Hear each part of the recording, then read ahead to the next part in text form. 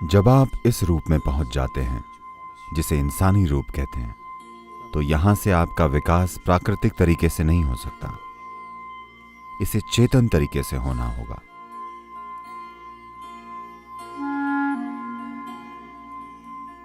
अगर आप चेतन नहीं होंगे तो यहां से कोई विकास नहीं होगा।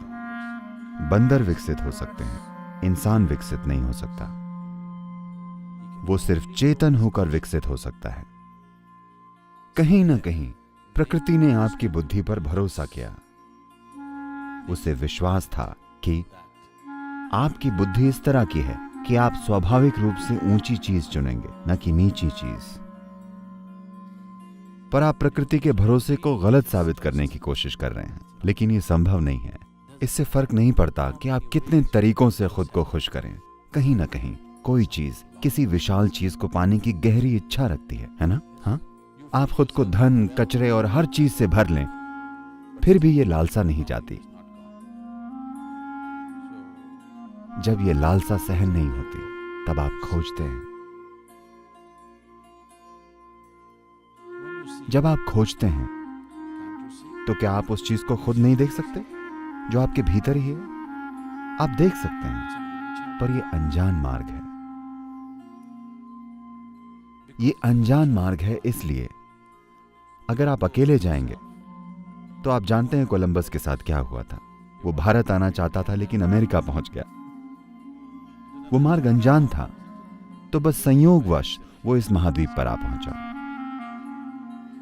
हम बस उन्हीं के बारे में सुनते हैं जो कहीं पहुंचे थे। क्या आप जानते हैं कितने लोग कभी कहीं नहीं पहुंचे? हाँ, हजारों नाविक जो यात्रा पर निकले थे, वे कभी कहीं नहीं पहुंचे। अगर आप बिना किसी मार्गदर्शन के अनजान मार्ग पर जाएंगे तो ऐसा ही होगा। आज कोलंबस के यहां पहुंच जाने से जरा देखिए यूरोप से अमेरिका जाना कितना सरल है। क्यों? क्योंकि इस व्यक्ति के कारण आज ये जाना पहचाना मार्ग है ना? इसी तरह आप एक गुरु के पास जाते हैं क्योंकि वे पहुंच चुके हैं।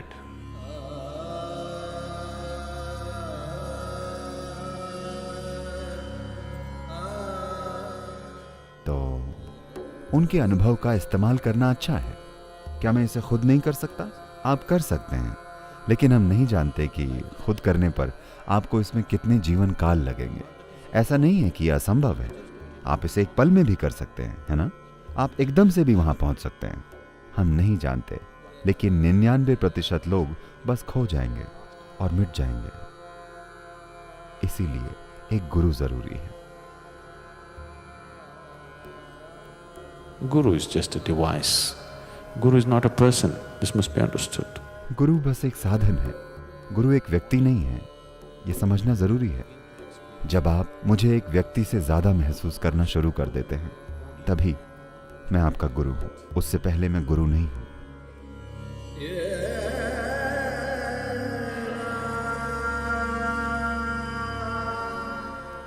गुरु पूर्णिमा महत्वपूर्ण है क्योंकि एक चीज है ऐतिहासिक महत्व, क्योंकि इसी दिन आदि योगी ने खुद को आदि गुरु में बदल दिया था।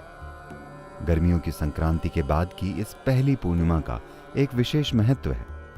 इसे आमतौर पर कृपा का दिन माना जाता है और इसी दिन पहले गुरु ने शिक्षा देने का फैसला किया था। तो यह धरती के हर मनुष्य को एक महत्वपूर्ण चीज याद दिलाता है, क्योंकि हर कोई अपनी सीमाओं में जीता है। शरीर, मन, सामाजिक ढांचे और गुण दोष, हर तरह की सीमाएं। हर इंसान के लिए यह जानना महत्वपूर्ण है कि इन चीजों से परे जाने का एक तरीका है। गुरु पूर्णिमा यही याद दिलाती है।